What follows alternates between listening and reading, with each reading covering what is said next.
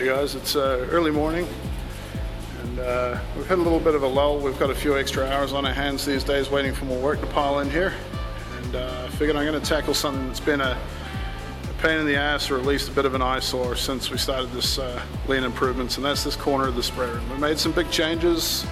Anyone who was here before will know there was a giant cabinet in here and we had a whole lot of space cluttered up along here. We freed up a lot of floor space getting rid of shelving, but this one corner just remains and just insists on standing there. So I'm going to invest some time in it today and see if we can clear it up a little bit.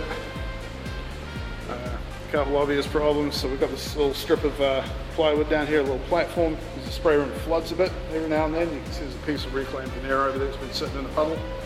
So as a result, anything that's sitting, waiting, drying, or anything we put off in the corner here, we end up having to raise off the floor. I mean, that's floor space that's used up, not necessarily needable. I got these guys here. We'll do a video about those later on. I'm just waiting for a job to come in for me to use them. But basically, this corner is just a catch-all of unnecessary mess. We keep all of our samples in here of every product, every finish that we've done. A lot of it's fairly redundant, but we do need to hold on to it. And this bench top here just becomes a catch-all of other color samples and boxes and folders and junk. So I think I'm going to go through and see if we can clear up some space here and yeah, see what we can do about this corner and make it something to be a little less disappointed in looking at. Hey guys, it's 10:15. I've had a few coffees and I managed to make some space here. So we've thrown out the platforms sitting on the floor there, we've thrown out the shelving that was up the top there, and we've still got this little cabinet down here.